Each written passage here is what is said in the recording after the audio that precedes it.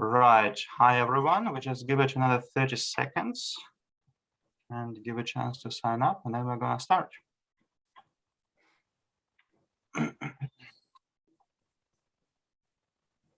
Yeah, maybe we wait until the attendee number stops ticking up. Sounds good. We're in the 80s now. Since I can't see it, Andreas, since I'm sharing the screen, maybe just let me know. Yeah, I'll let you know. So we have just exceeded 90 attendees, which is fantastic. It's still propping up easily. Sounds good. It's just to speed up people's connections, I guess. Okay, so now we have been staying on 95 attendees. No, 96. No, I'm already at 105 here. Oh, right. Well, that's including panelists. So, yeah. We have exceeded 100 attendees now, excluding the panelists. I think you can start here. That's fantastic. We have over 100 people. Perfect. Right. So then I guess we're going to start. So hello, everyone, and Happy New Year. We've just discussed that it seems to still be a valid greeting. So Happy New Year. We hope you're having a great start in 2022. And I also guess that it's valid to say that sustainable finance in ESG are going to be a big topic for 2022. And this is the reason why we decided to have to start the new year actually with a sustainable finance roundtable, and invited a couple of great speakers. And we're looking forward to discuss the current topics of sustainable finance with you. And before I introduce the speakers, I just would like to tell you that it would be great if you ask any questions at any time, because we're going to take them and see how we are able to answer them here with the speakers. You can do this via using the Q&A function that you can see there. So anytime you have a question, just put it in there and we're happy to take them. All right, so now let me move on and introduce our speakers today. And I start with Professor Dr. Andreas Hoepner. Hi, Andreas. There you go. Andreas is a big A right now, as you can see there, but I'm sure the big A will change to a face at some point. And exactly, that's the one. And Andreas is a professor of operational risk and banking of finance at the UCD. UCD I had to shorten because it's had quite an impressive length that I could only put on the slide in the font size 8 here below. It's a Michael and Smurfit Graduate Business School and the Loughlin Quinn School of Business of University College Dublin. As you can see here, the UCD. I know Andreas from as an ex-member of the Technical Expert Group of Sustainable Finance, or TEG, as many of you will definitely have heard about as well. And there, Andreas was one of the co-founders of the sustainability benchmarks, especially the Paris-aligned benchmark PAP and the climate transition benchmark CTB. So if some of you are using it, Andreas is definitely the right person to take questions for this one. And now Andreas is head of the data subgroup on the European Union's Platform on Sustainable Finance, PSF. So it's also, we can also get some first-hand experience and insights from Andreas, and we're looking forward to it very much. Our second speaker is Fabiola. Hi, Fabiola. Hi there. So exactly, this is Fabiola. Fabiola is also from at the UCD and is a final year doctoral researcher there. She's a co-lead at the Greenwatch initiative. So Greenwatch is a tool assessing and monitoring the sustainability and greenwashing topics. So we're looking forward to those insights as well from the practice. Fabiola is also a data analyst for the 100% Disclosure Project and is also engaging on the European Commission's platform on sustainable finance, as well as co-leading projects on digitization in the field of environmental data. So Fabiola, I see environmental data is your topic, and this is also a topic for the participants. So happy to hear your insights here. And we also have two further speakers and co-moderators and participants. And I start with Professor Dr. Christian Klein. Hello, Christian. Good to have you with us. Good morning. Good morning. Happy to be here. Christian, for those who don't know, Christian is a professor and chair of sustainable finance at the University of Kassel in Germany. He's a member of the Sustainable Finance Research Platform and is also a member of several advisory boards, including Bayer AG, Evangelische Bank, EB, or EB, Sustainable Finance Professional Networks, and many more. So I have to say our speakers have such an impressive, all of them, each of them has such an impressive CV. So I only picked 3 bullet points. Otherwise, we would spend the time introducing our speakers and not the questions. So there is much more for each of them, of course.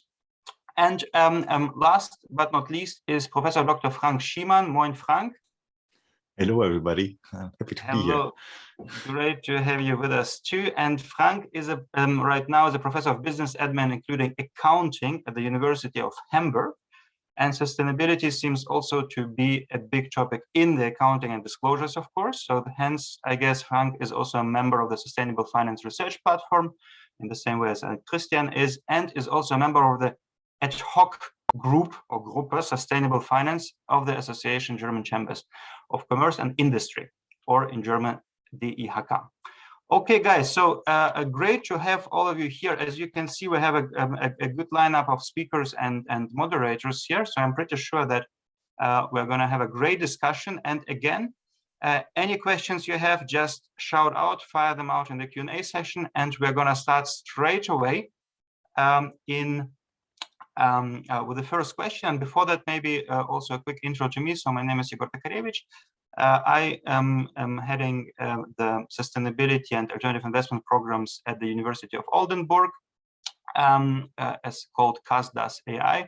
And I'm also the CEO of Substance Over Form, who is a reporting and regulation service provider and risk provider in London. Right, so that much about the speakers. So let's start. Let's start with a quick warm-up question, which I'm going to address to our speakers. And I think the warm-up question is a good start. And the general question is, what is the EU taxonomy? The EU taxonomy, we can read, not just experts know about it, but basically, I guess everyone knows about it because it's in news, has a great coverage in newspapers and the media. So the question is, the EU taxonomy, why do we actually need the green taxonomy? And the EU taxonomy, how does it contribute to the sustainable finance agenda? So I think that's the question is clear and the stage is yours. So who would like to start? I can go first if you want. So the EU taxonomy is supposed to be a common language and provide a clear definition of what sustainable really is. It's important to hereby first note that the taxonomy refers to individual activities rather than entities. So meaning that a firm can be X% aligned with the taxonomy's activities, or a fund can consist of investments X% aligned with the taxonomy, but we don't say a firm is aligned as such. The EU Action Plan on Financing Sustainable Growth directly calls for this common classification system for sustainable activities. But maybe before we go deeper into it, I can briefly explain how Andreas and me are personally involved in the taxonomy. As you mentioned, Andreas is appointed as a member in personal capacity of the Platform on Sustainable Finance, and I'm his so-called Sherpa in this. The platform actually consists of 57 members and 11 observers. Many of these members are actually organizations that can be NGOs, but also industry groups or companies, besides these experts in personal capacities, such as Andreas. It's important to note that the platform is an advisory body and as such provides recommendations on criteria setting. However, the European Commission then drafts and adopts the taxonomy delegated acts, so the actual text. And afterwards, this has to be voted on in the European Member State Council and the European Parliament. Why do we need it? First and foremost, it's a reporting enabler and thereby a transitioning tool. It therefore is supposed to act as a so-called inventory for the future. And given that it's supposed to be evidence and science-based, it's a key tool to prevent greenwashing, which is a real challenge in the current market. Thanks a lot, Fabiola, for this first intro. Anybody else from the speakers to comment on that? I think that's excellent. We can probably continue.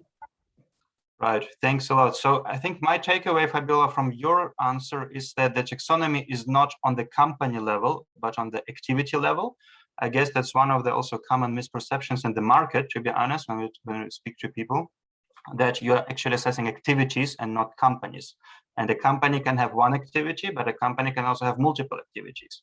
So it's not black or white, it can be also something between 0 and 1. Okay, so thanks a lot. I think that's a great start. And now that we know why actually a green taxonomy is a good idea, we can move on and basically ask ourselves, what is actually, so some of you have definitely heard about the taxonomy eligible activities. So those that are actually eligible, not necessarily aligned, but eligible in the first place under the taxonomy. And the first discussion, which I think exploded in the sustainable finance space between the years, is the topic of nuclear and gas activities in the taxonomy, as well as generally what should be in the taxonomy and not, regarding also other topics or other activities.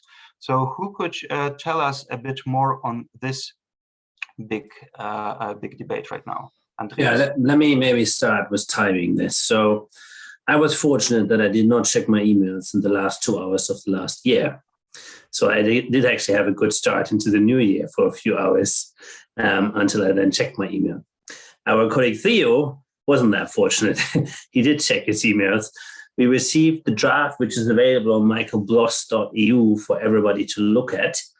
And we received it 2 hours before midnight on the 31st of December. Michael Bloss even assumes that is actually technically not correct. The Commission is not allowed to send drafts to the Parliament before January 6th, given the winter break. We're asked to respond, as is public knowledge, by January 12th. So that means that a lot of people are now trying to gather views, to summarize views as good as they can within, effectively 12 days, while many people have planned significant holidays, have family responsibilities, have other job responsibilities. Keep in mind that for most of us members of the platform, we are doing this part-time. Only the lobbyists, whose industry associations basically give them 100% of their time to lobby, and in most cases water down the taxonomy, are actually doing it full-time. Everybody else is part-time there, has another job, has other responsibilities.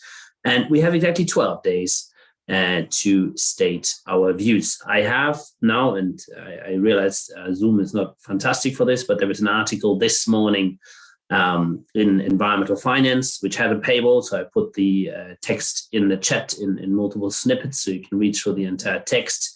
3 of us, 2 members of the platform and a former member of tech, have commented on it. And certainly from my perspective, it is quite clear that it is the biggest greenwash ever. It dwarfs Dieselgate easily when you look at the sheer amount of fossil gas CO2 emissions that could potentially be declared green with the current writing in the draft, which I estimate to be up to 1.4 billion tons of CO2 equivalent. That is effectively 3 years of French emissions, if you want to just have a benchmark for this. So the entirety of the French emissions over 2017 to 2019 would be easily covered in that sum, and that could be declared green if all coal, for instance, was turned into gas. And just since I have the attendee list, we have 173 attendees, so thank you much everybody for joining. And we certainly have a lot of industry professionals and names who I recognize in addition to the students we originally targeted. So thank you much everybody for coming. Thanks a lot, Andreas, also for your insight here. Maybe a question back to you on this one. So if I understand it right, so you're saying that there is no much time to respond to this draft, obviously, that came out between the years, and there is a big debate also in the scientific community in terms of the greenwashing on the EU level. So within actually the EU standard, you're saying that it might be perceived as greenwashing, just the inclusion of those controversial activities. Is that correct? So this is my understanding correct of your answer? Yes, there is a range of people that consider it greenwashing. I haven't yet seen a scientific comment that says the opposite, but of course I wasn't able to read everything just yet. We have written with 100+ scientists several letters against the inclusion of gas. So all these 100+ scientists, and some of them on the call here and in the chat, I think would agree that including gas in a larger scale in the taxonomy and labeling it green is pretty much the essence of greenwashing, declaring something green that isn't green. And even Reuters has already picked up the question if the green taxonomy now is more of global leadership on greenwashing, or is it actually globally green leadership, which of course is a very different thing. And technically speaking, from a level 1 perspective, the taxonomy should mitigate greenwashing and be an anti-greenwashing tool.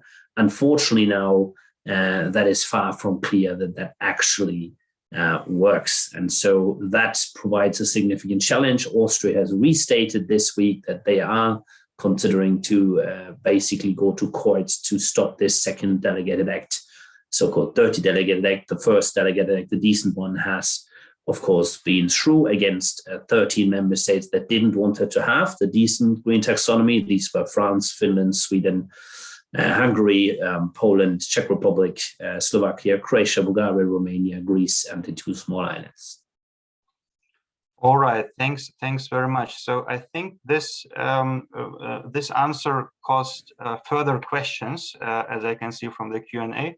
And one of the questions is if this greenwashing topic for the controversial activities is such a big one, why did the Commission not choose the option of a transition taxonomy or something like that? So to cover all other shades of brown, green that do not really fit into the green taxonomy. So why there are only one color, which is green, and not further colors? That's the first question. And the other one is why this myth of the nuclear energy be considered emission-free so persistent? So those were the 2 questions we received. Anybody who has an opinion on those 2 questions here in the group? Let me start with Judith's question, and thank you very much, Judith, for posting that. So the question why the Commission isn't waiting for the platform to develop the transition taxonomy, we are doing that actually. We were assigned to develop an amber taxonomy that is in development. So in many ways, this proposal is also very much targeting what we are doing and making it partially redundant.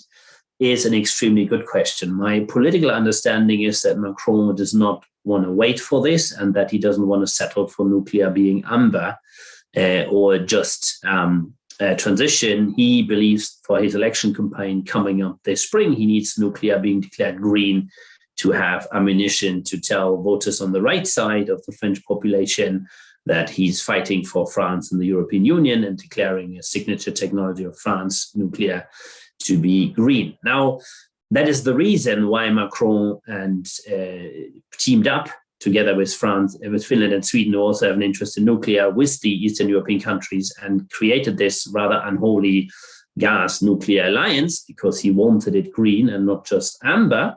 Then, however, they lost the vote to stop the first delegated act early December. They lost it 14-13, pretty tight, but they did lose it.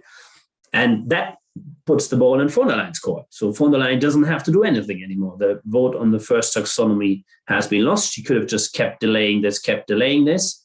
But clearly, for some reason, she has decided that Macron's interest basically supersedes interests of other member states. I would also say interests of the vast European population. And I think she'll have to explain that at some point to probably the public and particularly her own children, I'd say. Thanks a lot, Andreas. Any other views? Fabiola, I think you're unmuted. Yeah, maybe a note on language. Andreas mentioned that there is this amber taxonomy, but the word transition here is important because there's different types of activities that can be included in the taxonomy as it already stands. It can be seen as a dictionary, but there's different subcategories. So there is the really green, already sustainable activities, but there's also enabling activities, that is activities that directly enable sustainable activities. Then in turn, for example, someone producing crucial key components for an electric car. There's also then the third category of transitional activities that are clearly labeled as transitional. They are not currently sustainable, but they may be the most sustainable option where it's a hard to abate sector. So they're in transition until we have something more sustainable. That is the category that gas is currently being put into, which is still slightly confusing given that there is technologies that are clearly more sustainable than burning gas. Take all the renewables, which are widely available and economically feasible already. The crucial point that usually is being brought up is then grid security and so on. But keep in mind that the taxonomy is a financial piece of regulation. It's not energy policy. So think of a label in the supermarket. If something is labeled organic, that doesn't mean you need to be able to feed the world on it. It just means that this activity is sustainable as such. It doesn't mean that you can't invest in gas anymore. It doesn't mean that burning gas is illegal in the future. It's just that labeling and reporting terms that the taxonomy strives to do. On the next question, nuclear energy, the question usually isn't around if nuclear energy is a low carbon source of energy, that it doesn't need to be discussed. The problem is that the taxonomy is not a climate taxonomy. So being low in carbon is not the only crucial factor here. There's 6 environmental objectives, not just climate. 2 of them are climate change mitigation, climate change adaptation, but then there's also biodiversity, water and marine resources, circular economy, and crucially pollution prevention. And the problem with nuclear energy here arises in pollution prevention. You are not allowed to do significant harm to any of the other objectives besides doing substantial contribution, which would be low carbon electricity. And since as of today, there's no real solution, no operational solution for nuclear waste, it's very hard for me to understand how you can argue that there's no substantial harm being done through the pollution that nuclear waste entails. Even beyond that, there's a third step. So after substantial contribution in the taxonomy, you check for significant harm. And lastly, there's minimum social safeguards. And another problem with nuclear energy clearly is security, as in accidents that have happened in the past. And besides the argument that people get hurt, there's also the insurance damage. And at the moment, there's no legislation in place that covers even a fraction of the cost that Fukushima, for example, incurred. Therefore, minimum social safeguards also is a problem for nuclear energy, in my opinion. I understand then in that case that since at least you guys here have a couple of reservations, let's say, with regard to this new proposal, and the timeline is tight. One of the questions we received is also, so what happens? So there is a proposal saying that nuclear and gas might be included as transitional activities in the taxonomy, as you pointed out, Fabiola. And there is also some feedback which says that it shouldn't be the case. And the timeline is tight. So Andreas, you spoke about the 12th of January. So what happens next? Is it possible that, for instance, the Commission will adopt some of the feedback received from the platform, which probably could be similar to what you're saying? And what happens next? So what is your view on what are going to be the next steps based on this feedback? Well, that's only for the Commission to know. So the Commission will receive feedback from us, will receive feedback from members of the European Parliament, it will receive feedback from member states. The member states' feedback will determine the balance of power to some extent, at least. We do understand that the Italian view is getting a lot more critical as it previously was, that, for instance, could make an impact. The members of the European Parliament in large numbers can also make an impact. And then we as experts can bring forward scientific arguments. But keep in mind, this second draft is to date 0% scientific, right? None of the scientists have been working on that draft. The draft was an original proposal from Pascal Canfin, a French MEP, and then it was worked on by people in DG Energy. So, and that economists, that's not scientists either, worked on that. So, in that sense, the hopes that the feedback from the platform will dramatically change the draft. Maybe some hopes. If we have high hopes, it's probably a different question. And also, of course, different people may have different answers. Just to highlight, previous versions and attempts to include gas normally had gas focused on a limit per kilowatt hour. So that would be maybe 350. Now it's 270 on the kilowatt hour. But this new draft is an entirely different dimension of a greenwash, because the limit now doesn't sit on the kilowatt hour produced. It sits on the kilowatt of capacity, and it's not 270 grams or 350 grams. It is 550 kilo per kilowatt capacity. So the giant number of 1.4 billion is possible because this draft is opening up to pretty much any gas installation, at least for the first years, because it gives them 550 kilo average over 20 years, which de facto is an 11-ton budget that you can abuse until you need to start cutting emissions or introducing CCS. So this draft is far worse than any previous draft circulating, I would argue. And we need to see to what extent that genie can maybe partially be put back into the box. As said, I personally believe that the most likely way that this draft is stopped is in court via the Austrian court case. How long that, however, will take is another question. From a level 1 perspective, taxonomy regulation needs to be technology neutral. So in that sense, giving gas much easier treatment than any other source of electricity generation, including nuclear, in fact, is not technology neutral. And so, at least from my perspective, I don't see how the proposal actually fits the level 1. So, please, Christian. Well, one question, perhaps to Andreas. Well, about one question about this discussion on nuclear power and gas. So, why is the taxonomy suddenly so important that France and so on are intervening here? So, if we look at Germany, sustainable funds, for example, have a market share of 8%. It's a niche. And why is this excitement suddenly? For years, no one really cared about the taxonomy. What is your opinion on that? Yeah, that has to do with COVID, actually. So in the Build Back Better financing, the billions of euro bonds, right? The first ever case of euro bonds, they are connected to green via the taxonomy. And they were connected to green via the taxonomy before the taxonomy was ready. Meaning that finance ministers in every EU country then suddenly said, wait a moment, if I want to draw these funds, I have to be sufficiently green on X% of these funds. Well, then green has to be what I am rather than what green is scientifically. So the reason why the taxonomy ended up becoming a giant battle pretty much from mid to late 2020 onwards is because the taxonomy was entered into the Build Back Better financing, which sounded like a fantastic thing in the long term, or even in the short term, but really tested the ability of the democratic institutions to deliver science-based results. And it's showing that at this stage, this ability isn't sufficiently available. If I may, I would like to come to Svetlana's question, because that is a very important question to understand. So the clause that we have the biggest problem with is the 550 kilos of CO2 equivalent for 1 kilowatt.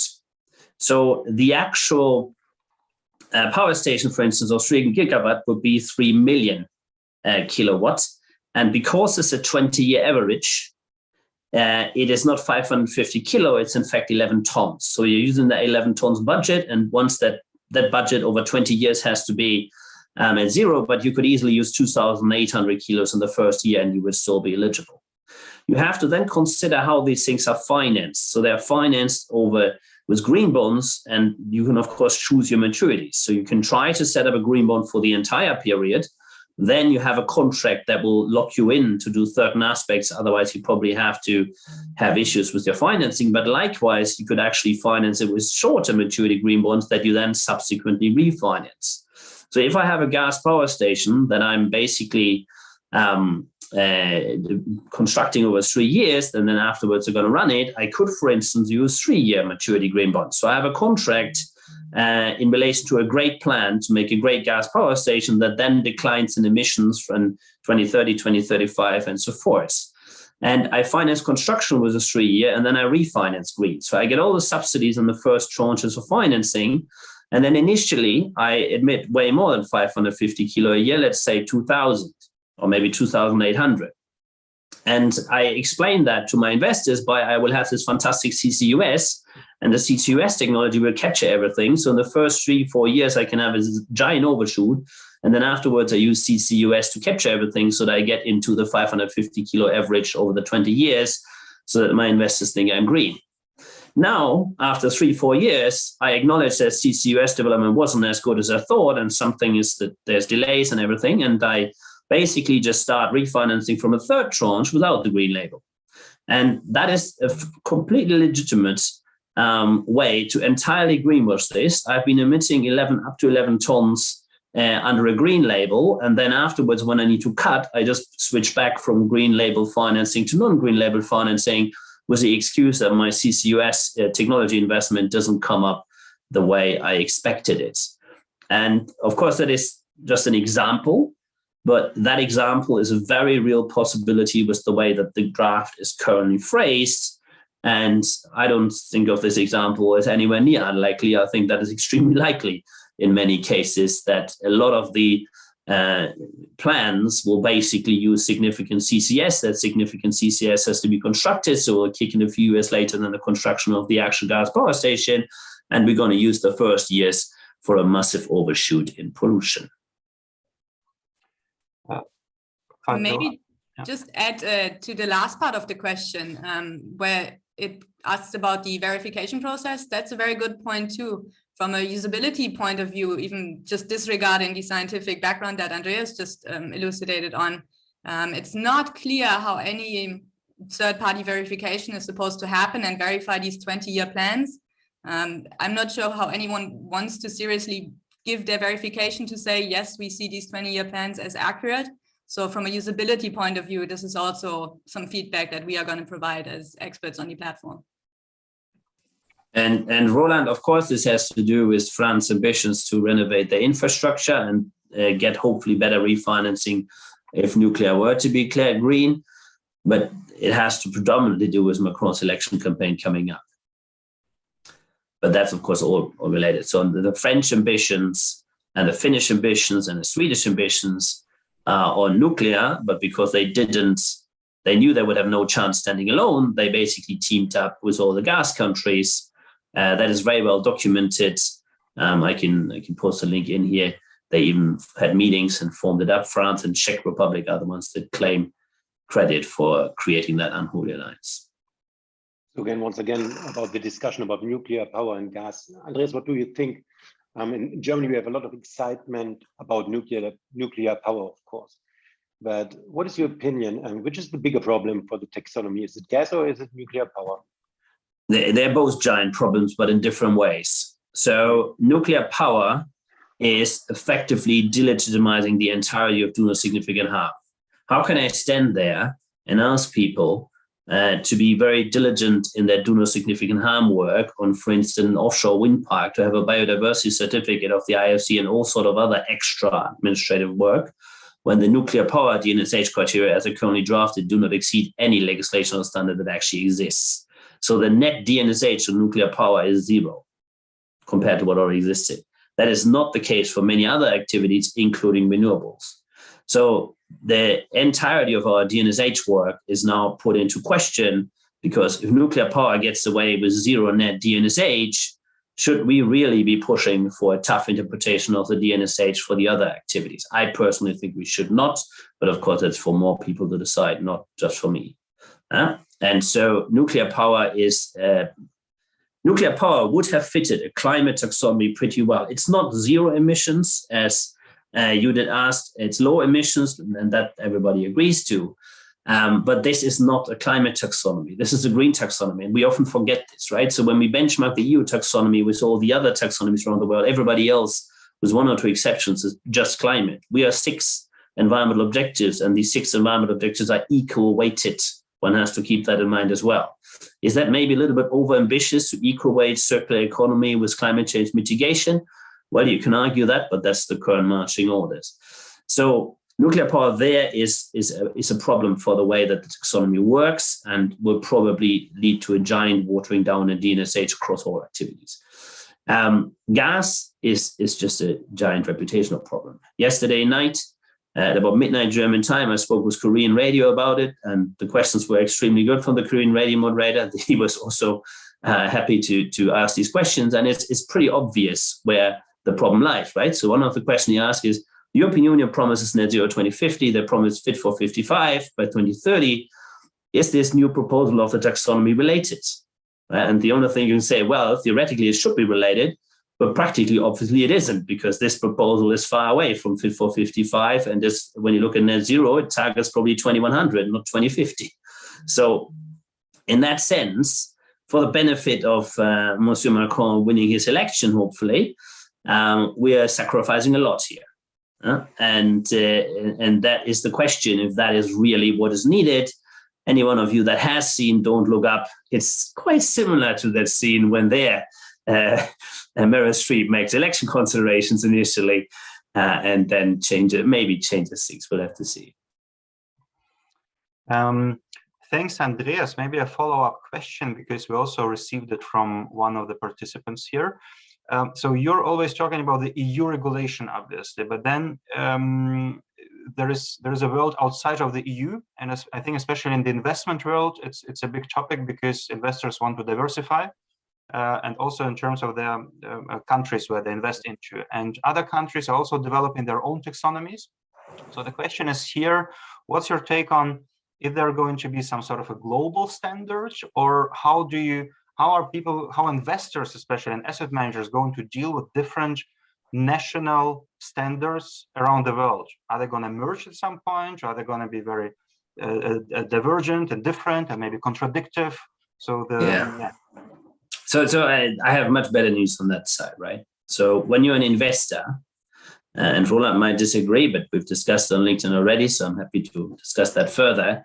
Article 9 SFDR products are a real superstar.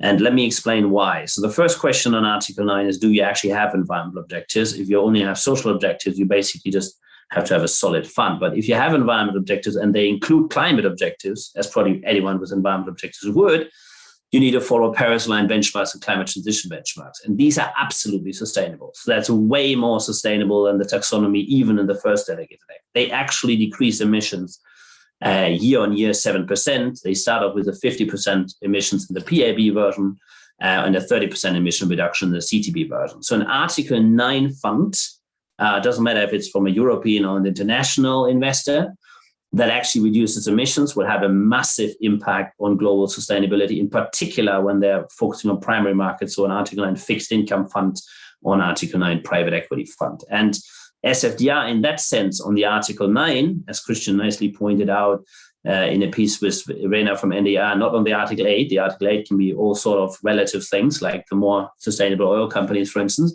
But on the Article 9, it will actually be Paris aligned if you have a climate objective. And in that sense, the real superstar now are Article 9 SFDR funds, and I'm very hopeful for them that they'll make a giant difference. For an Article 9 SFDR fund, the taxonomy is nothing else than a residual reporting requirement. That was before December 31st. Now we might say it could turn out as a ridiculous residual reporting requirement, because the actual green investment ratio, contrary to what the draft says, that it wants transparency on the green investment ratio, the actual requirement in the draft to disclose on the green investment ratio does not sit on the numerator of that ratio. So you're not actually saying how much green nuclear or green gas is in the green investment ratio. You're saying how much nuclear and gas is in your total assets. It sits on the denominator. And so the bizarre nature with this current draft is that it will give us de facto a radioactive asset ratio, because for any bank, they'll have to disclose how much nuclear and gas they're financing full stop, regardless of the green nature. But it won't give us a clean green asset ratio where people can actually exclude nuclear and gas from it. We will clearly demand that the disclosure sits on numerator and denominator, not just on denominator as is currently proposed. And that, for an EU legislation, is a pretty big misstep, saying the preamble that we want all the transparency, and when you look in the appendix, disclosure sits only on the denominator, not on the numerator. So, but that said, the way SFDR Article 9 funds are designed has nothing to do with the taxonomy. That has to do with Paris-aligned benchmarks and climate transition benchmarks, and they are absolutely sustainable, which means they're not only relatively better than something else, and of course the taxonomy, even in this current dirty draft, I mean, gas is relatively better than coal. They are absolutely sustainable. They really target net zero 2050. They have the right speed of decarbonization.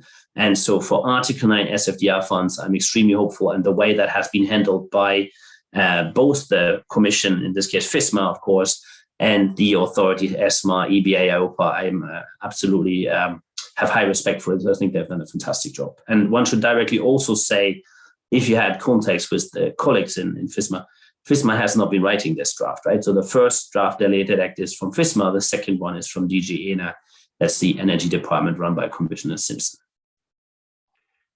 So Article 9, you're saying Article 9 SFDR, whether taxonomy might be an absolute, especially in relation to Paris-aligned benchmarks or climate transition benchmarks, can be not just a relative, but also an absolute, let's say, superstar sustainability label, if it works out like that. However, we received a controversial, let's say, question saying that, however, if you have an Article 9 para 2, it permits investments where the colleague who asked the question, he struggles to automatically name them as impact investments. Do you have any view on that? So as I said, I talked about Article 9 funds with a climate objective. And if they are a Paris-aligned benchmark and they're reducing emissions, I personally would consider them impact investments, or at least impactful investments. We can, of course, argue if secondary market has that much impact anyway, but that's a secondary versus primary market question. If they are pure social funds, then the framework for that is not yet developed. So yes, under Article 9, purely social objective funds, there could be some funny colors, but that I think we'll have to follow that development. I personally give a presentation at ESMA in about 10 days, and we'll discuss some aspects there. But I believe that Article 9 funds are on a fantastic course. It's maybe not 100% perfect yet for all the different things how you could build it, but maybe there hasn't been enough time to do that. And I would certainly score them an A in terms of quality, while the first delegate of taxonomy is probably somewhere in the B minus area, and the second one is an F. Well, actually, personally, I would be very careful about using the term impact in that context, but that is another discussion. Yeah, well, Christian, I mean, the term impact in equity markets, secondary markets, not everybody is comfortable with that anyway, right? Absolutely. And I think I acknowledge that let's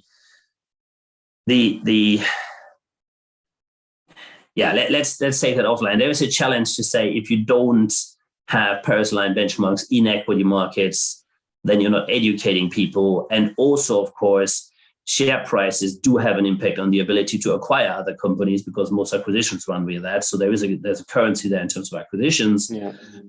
But that's really going into very much detail of what is an impact investment. We can do a whole different follow-up seminar on that question. Happy to do that. Good idea. We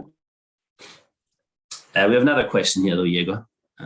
Frank also. Yeah, maybe just to add to this, we came to this topic from the question on international standards. And Andreas, your example basically shows that if a region moves forward, if there's a national standard that's up to a certain quality, then people will follow, or then other nations will follow. But also we see in sustainability reporting the foundation of the ISSB. So there's a goal to develop international standards now for disclosure, and that's of course also a development that we need to consider and stay focused on. And then it's especially important that also a region like the EU that typically promotes ambitious standards here has standards that are then up to the international level, where others follow instead of the EU becoming a follower. So if others set the standards because they are more ambitious than what we do in the EU, then it might be difficult because then companies here have to follow.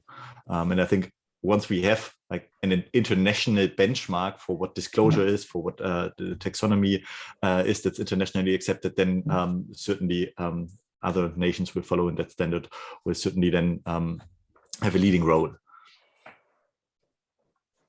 Right. Yeah. So if I can comment, you guys, okay? Please, Andreas. Yeah. So I mean, there is of course one massive beneficiary of the December 31st proposal, and that is a gentleman that has been renovating his flat in funny ways, as we know, for a few days. Boris Johnson in number 11. He can just take the taxonomy, cut out all the stuff that's highly controversial. The UK has no interest in that anyway, and then proclaim the UK Green Taxonomy as being a lot greener than the EU Green Taxonomy, and it will be an easy argument to make. In fact, even the Russian Green Taxonomy is greener because it doesn't include gas. So in that sense, the EU Green Taxonomy, in terms of international reputation, will probably not rank among the first placed ones from a green credibility perspective when we're looking at it, and that will have implications on disclosure standards unless we can find some sort of terminology where we're very clearly saying, well, there's the first delegated act, that's a decent one, there's the second, that's a dirty one, and ignore the second one, but focus on the first. So the UK has its own expert group, GTAC. In fact, there's quite a few members that are part of both GTAC in the UK as well as the platform. And GTAC has an extremely easy job, should they wish to basically just clean up the taxonomy and put a version forward that is sufficiently stronger. And I'd like to pick one question here from the actual chat, because we have a tech member here, Ayla Aho, who does a fantastic job and donate all the time in tech. She's asking if the Paris line benchmarks are already available for real estate. And I think by extension, we could ask private equity. Ayla, we're working on this quite heavily to make Paris line benchmarks available for absolutely every segment. SFDR Article 9 funds are for every segment, public markets or private markets.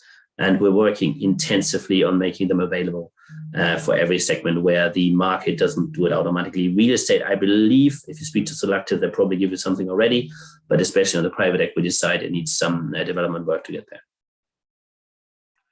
Right, so there's definitely more to come. We're only at the beginning, I think, as we can see from the discussion. And maybe one brief organizational topic. So because we've also received a couple of questions, if the recording is going to be available, the answer is yes. I learned from Fabiola that we are going to publish the link to the recording on the website and on the LinkedIn of Greenwatch, so you'll be able to find it there.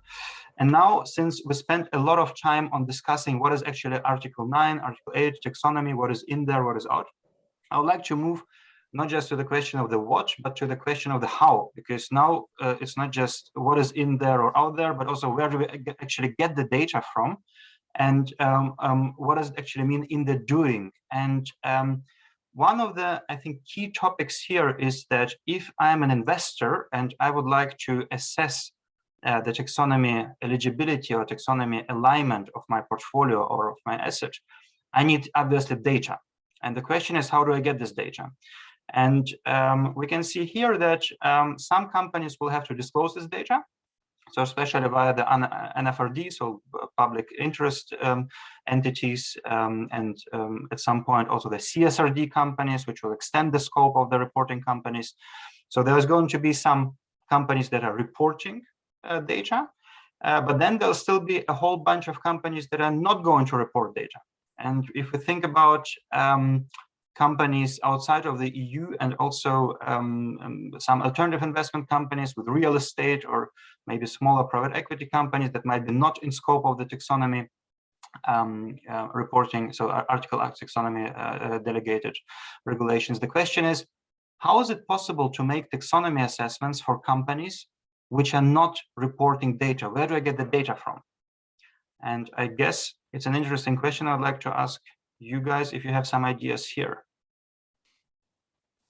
Let's start with some ideas. Typically, once you have some data out there, what you can always do is make comparison. Try to find companies that are similar, for example, based on the sector, based on the region, and then try to make those comparisons. Oftentimes, that also creates pressure on the companies. Once you have a working and believable taxonomy, some companies report.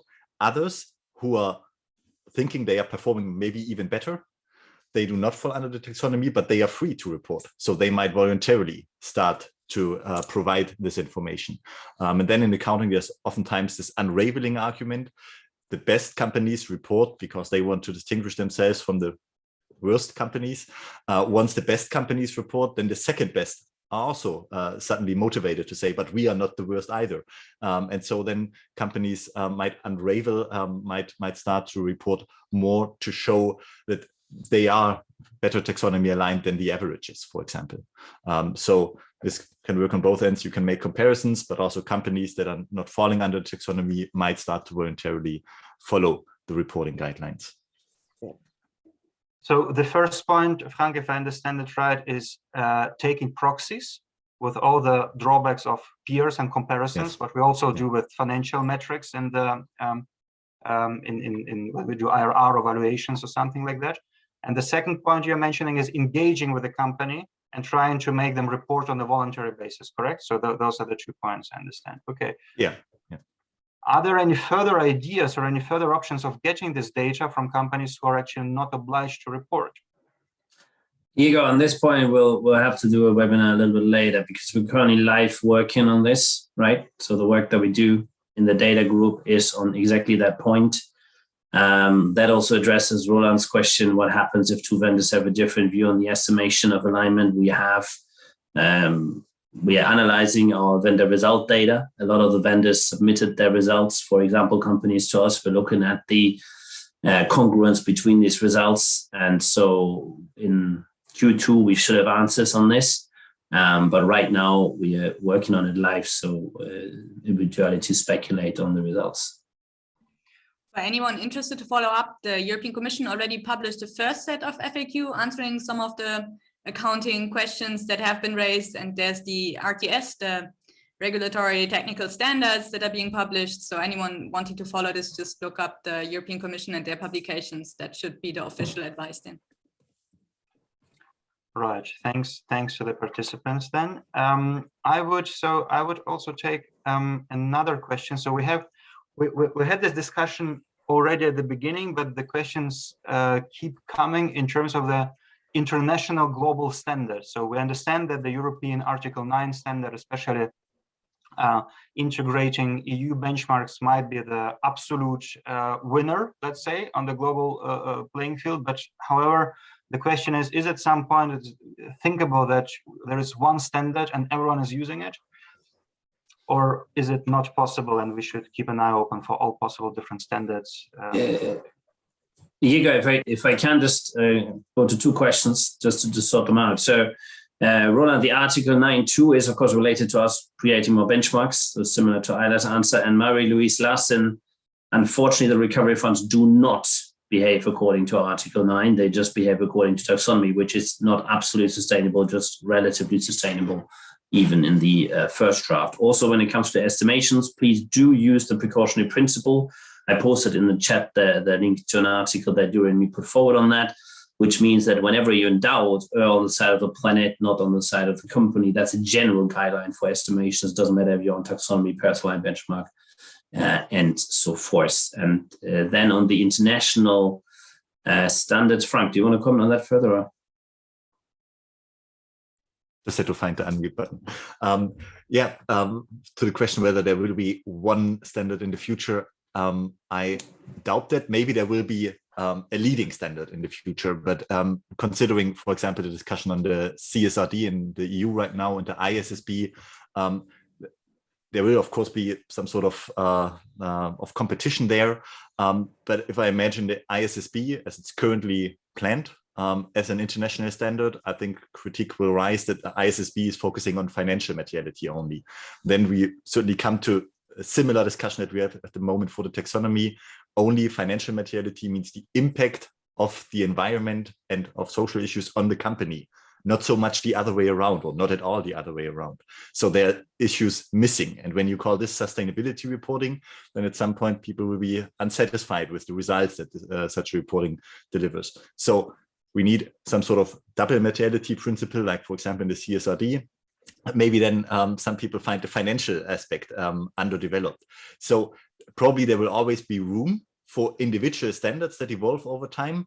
But I think there will be a benchmark standard that worldwide takes up the most attention. I think even from the accounting perspective, there are arguments for single standards and for multiple standards. And the one thing is, of course, standardization is always in favor of a single standard, but learning and development, and we will have a far way ahead of us on development of sustainability standards.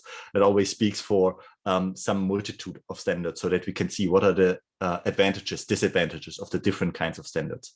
Right now, we have a huge heterogeneity. Could drop a lot of abbreviations here with the CDP, the GRI, the CESP, integrated reporting, and so on. So it's difficult for everyone to actually understand all those different standards. But with the development towards the single standard, there will be more standardization there. Frank, maybe I can follow up on this one, because it's also one of the questions we have here. So one thing is the taxonomy, which is the sustainability standard, and the other one is the accounting, which is obviously everything else and not always related to it. However, those two concepts are also related in some way, especially because in the taxonomy you need to calculate revenues, OPEX, CAPEX, and so on, certain ratios. What is the role of the accounting in the taxonomy? And also, what is is there any sort of greenwashing risk related to that, to different accounting standards, for example, to different interpretations of those two different concepts? Do you have any view on that? Well, it's like Andreas sometimes said today, that would also offer enough space for a webinar on its own. Certainly, there is an impact of taxonomy on the accounting. That's quite a fundamental change, that instead of companies having to report about their overall sustainability performance, they are now activity-based reporting requirements, right? As Fabiola said in the very beginning, the taxonomy is focusing on business activities. So companies need to provide the turnovers in the portions of the activities that are taxonomy aligned or taxonomy eligible, but not aligned, or not even relevant for the taxonomy. So businesses also need to rethink how they actually structure their reporting. So there will be a huge impact.